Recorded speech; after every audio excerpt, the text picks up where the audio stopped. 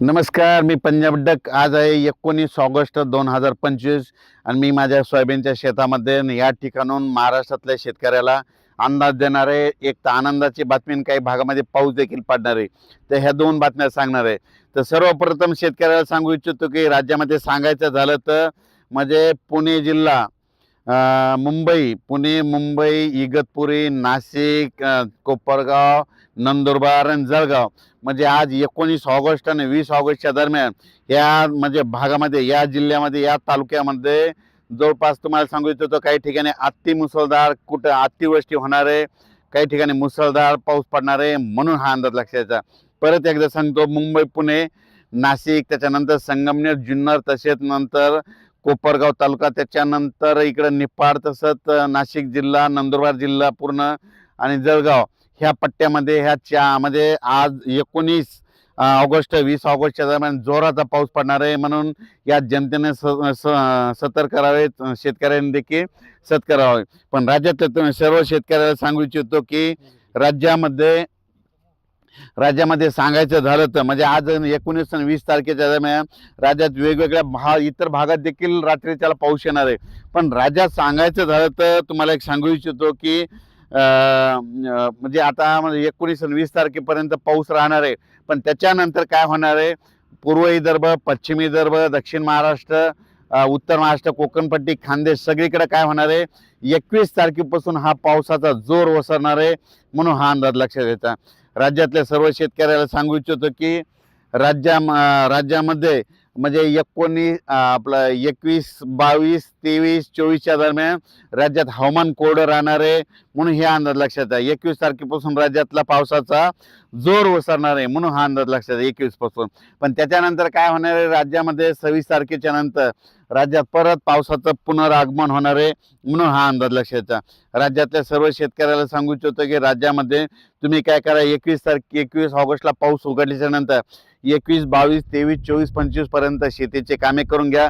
सोयाबीनच्या शेतामध्ये पाणी साचायला असेल तर त्याच्या सुपर फॉस्फेट फेका, त्याच्यामुळे तुमचं शेत लवकर हडकून जाईल, म्हणून लक्षात घ्यायचं. आणि त्याच्यानंतर फवारण्या करून घ्या, कापसाला देखील खतं टाकून घ्या, म्हणून हे लक्षात घ्यायचं. त्याच्यानंतर 26, 27, 28च्या नंतर परत एकदा पाऊस सुरू होणार आहे. पण तो पाऊस एवढा काही मोठा नसणार आहे, म्हणजे एवढा काही अतिवृष्टी मुसळधार सारखा नसणार आहे.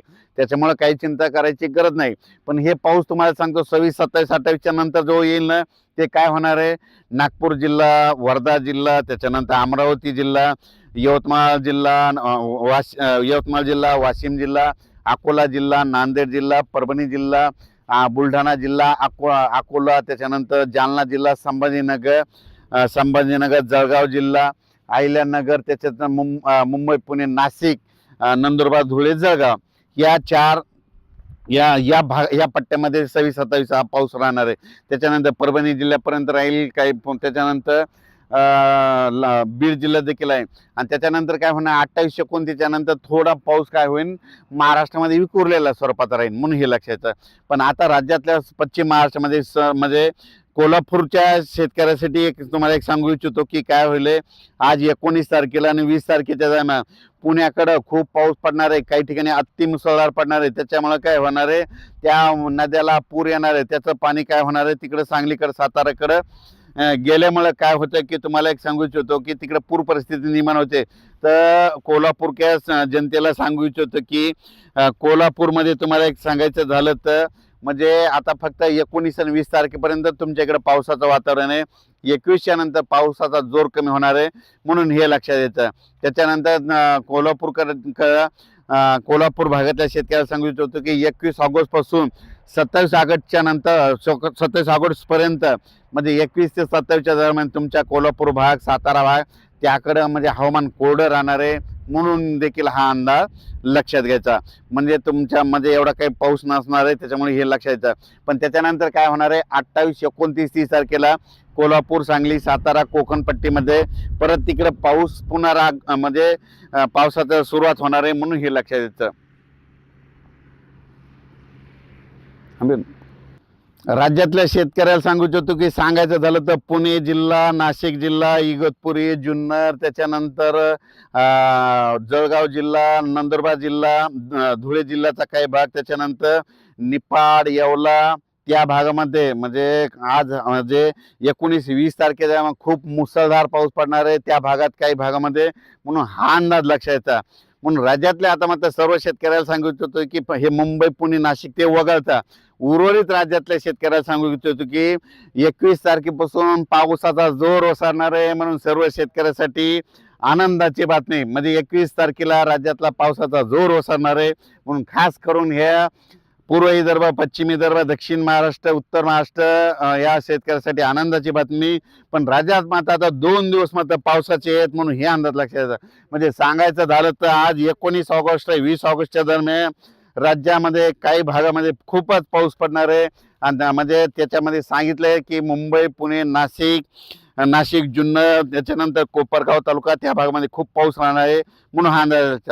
पण उर्वरित राज्यात देखील आज 2 दिवस आणखीन, म्हणजे राज्यातले सांगायचं झालं तर अहिल्यानगर जिल्हा, संभाजीनगर जिल्हा, जळगाव जिल्हा, बुलढाणा जिल्हा, अकोला, अमरावती, वर्धा, नागपूर, भंडारा, गोंदिया, चंद्रपूर, यवतमाळ, वाशिम, हिंगोली, नांदेड, बीड, परभणी, धाराशिव, त्याच्यानंतर सातारा, सांगली, सोलापूर, कोल्हापूर, पुणे, कोकणपट्टी, कडाष्टी, बीड, पुन्हा गेवराई, बीड जिल्हा, लातूर जिल्ह्यामध्ये सगळीकडे आणखीन 2 दिवस ठिकठिकाणी दररोज वेगवेगळ्या भागात, म्हणजे आजमध्ये दररोज वेगवेगळ्या ठिकाणी 2 दिवस पावसाचं सावट आहे, म्हणून हा अंदाज लक्षात यायचा.